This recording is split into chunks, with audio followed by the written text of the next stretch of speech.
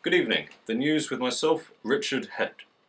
Controversial leader of the Labour Party, Jeremy Corbyn, has once again caused uproar within his own party by creating what some would call a visual metaphor when he had a bonfire at his allotment last Friday. Several laws on air pollution may have been broken by this semi-criminal act. It has been rumoured that the stresses of leadership and its issues have led Corbyn to start growing a more liberal type of greenery. A survey of the traditionally right-wing readers of The Sun show that the party's ratings have slumped in the 13 months since he took over as leader, while the Tories continue on an upward spike after Theresa May became Prime Minister just over 100 wonderfully stable days ago. May has thus far negotiated a steady Brexit and no ill effects have been felt at all, although we are still technically part of the EU. I hate Corbyn, he's a right twat. I'm so glad we are leaving the EU. The Labour Party I are find all Theresa commies. May very arousing. I feel as though May I've really lost all support our faith in the troops. Labour Party. Jeremy Corbyn wants to fuck up the country. I support May 100%. Fucking hate the EU. The PM is I my role voted out model. and proud. And in the rest of today's news, Theresa May has met with Barack Obama in transatlantic talks. The Prime Minister has appointed a new minister for the moderately impoverished. The new PM today has called for a new parliamentary debate on the rural issues regarding the great British tradition of fox hunting. Theresa May has again resisted calls to return the Elgin marbles to Greece until they are more economically stable, enough so for them to preserve them properly. Theresa May has announced that she regularly recycles her waste. The announcement comes after the leader of the opposition was seen callously dumping a tin can into his non-recycling bin. The PM has pledged that by 2020 she would have become carbon neutral and 100% biodegradable. I didn't know she'd made that pledge, and if she did, I wouldn't believe her. We now go to our reporter in central London, Avery G. Whiteman. What can you tell us, Avery? Thank you, Richard. I'm Avery G. Whiteman. There have been recent reports by the filthy soap-dodging left that our glorious and homegrown film industry has been spreading pro-military propaganda. General Templeton Plantagenet Barrington had this to say. Well, of course we aren't using the media as propaganda. That's what the Reds do. We would never resort to such underhandedness. Military is all about honour, valour and defending the empire. Well, of course, we have not stooped to using the media as a propaganda tool. That is what the Reds would do. Our military stands for honour, valour and defending the empire. Joining us now is Mr. Flowerchild Starlight from the Stop the War Coalition. Mr. Starlight. Sorry, my name is Dave. So, Mr. Starlight, people have changed accused my your name. actions of being treasonous and disrespectful. How do you respond? I hate the Queen, I think she should be buggered by a machine gun. But you have links to Trotskyist movements. No, not at all. My neighbour is a Jeremy Corbyn supporter. I'm a fan of him myself, but I'm not. Do you think your close proximity to extremist movements have brainwashed you into believing that you're being brainwashed? That last bit really didn't make any sense. So you're unsure of your opinion? I don't. I think that the media is not being controlled by the military. Well, there we have it. The British military is not using the film industry as its mouthpiece.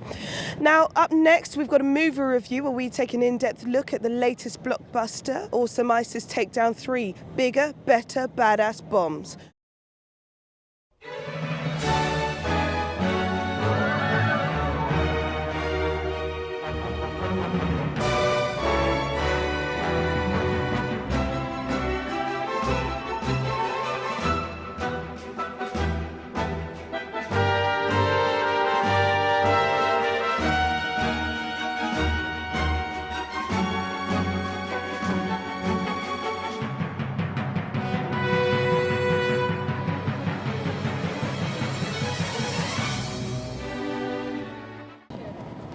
Join me tonight at 10 where I'll be discussing the latest fashion trends set by the Prime Minister. Back to you, Richard. Thanks, Avery. That's all for tonight. I've been Richard Head. Thanks for watching, and remember, vote Conservative and join the army. Good night.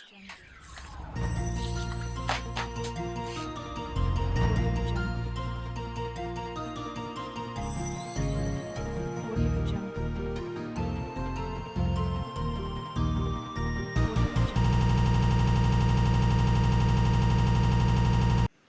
don't really think that. Right? And what I was doing there, as everyone here in this room now understands, just in case there's anyone from the Mail on Sunday watching this, is I was using an exaggerated form of the rhetoric and the implied values of the news to satirise the rhetoric and the implied values of the news. And it is a shame to have to break character and explain that.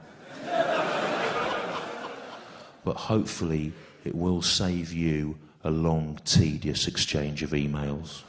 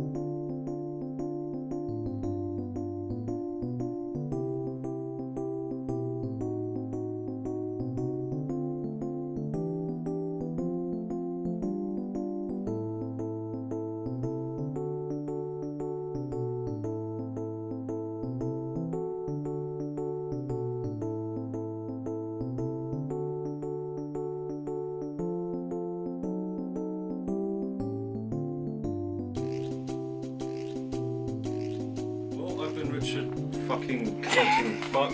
This has been a complete fucking disaster, and I'll never work in this town again. I know, that's why I'm sorry I lost my shit.